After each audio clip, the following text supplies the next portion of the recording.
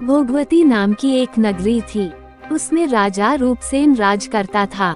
उसके पास चिंतामणि नाम का एक तोता था। एक दिन राजा ने उससे पूछा, हमारा ब्याह किसके साथ होगा? तोते ने कहा, मगध देश के राजा की बेटी चंद्रावती के साथ होगा। राजा ने ज्योतिषी को बुलाकर पूछा तो उसने भी यही कहा।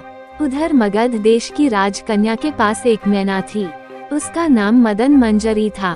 एक दिन राजकन्या ने उससे पूछा कि मेरा विवाह किसके साथ होगा, तो उसने कह दिया कि भोगवती नगर के राजा रूपसेन के साथ। इसके बाद दोनों का विवाह हो गया।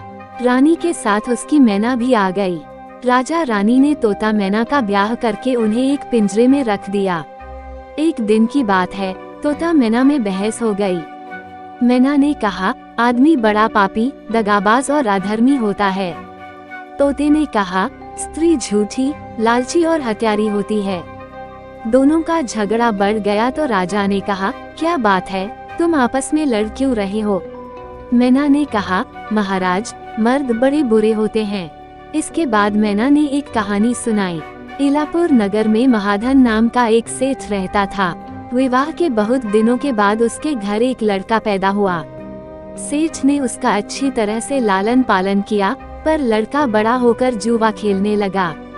इस बीच सेठ मर गया और लड़के ने अपना सारा धन जुए में खो दिया। जब कुछ न बचा तो वह नगर छोड़कर चंद्रपुरी नामक नगरी में जा पहुंचा। वहां हेमगुप्त नाम का साहूकार रहता था। उसके पास जाकर उसने अपने पिता का परिचय दिया और कहा कि मैं जहाज लेकर सौदागरी करने गया था। माल बेचा, धन कमाया, लेकिन लौटते समय समुद्र में ऐसा तूफान आया कि जहाज डूब गया और मैं जैसे तैसे बचकर यहाँ आ गया। उस सेठ की एक लड़की थी रत्नावती। सेठ को बड़ी खुशी हुई कि घर बैठे इतना अच्छा लड़का मिल गया।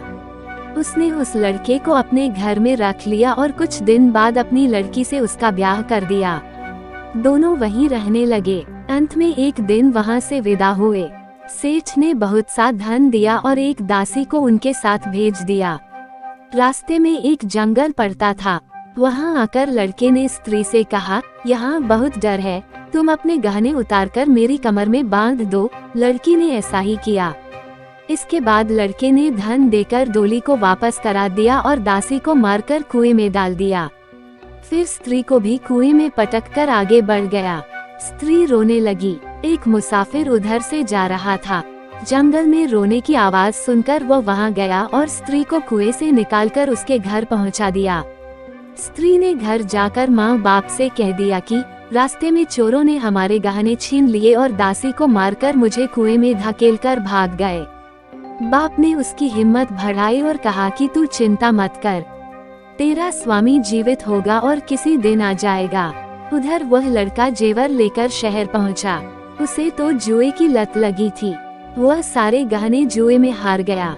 उसकी बुरी हालत हुई तो वह ये बहाना बनाकर कि उसके लड़का हुआ है, फिर अपने ससुराल चला। वहां पहुंचते ही सबसे पहले उसकी स्त्री मिली। वह बड़ी खुश हुई। उसने पति से कहा, आप चिंता न करें, मैंने यहाँ आकर दूसरी ही बात कही है, आपके बारे में कुछ नहीं कहा है। सेठ अपने जमाई से मिलकर बड़ा प्रसन्न हुआ और उसे बड़ी अच्छी तरह से घर में रखा।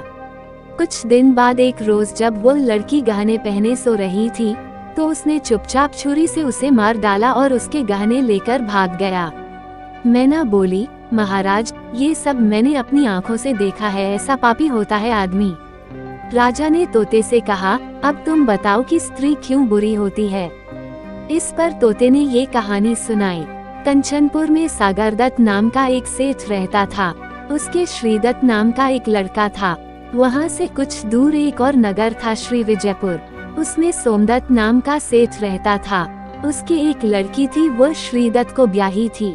ब्याह के बाद श्रीदत्त व्यापार करने परदेश चला गया।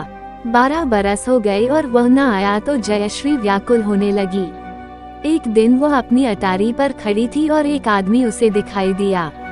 उसे देखते ही वह उस पर मोहित हो गई। उसने उसे अपनी सखी के घर बुलवा लिया। रात होते ही वह उस सखी के घर चली जाती और रात भर वहां रहकर दिन निकलने से पहले ही लौट आती।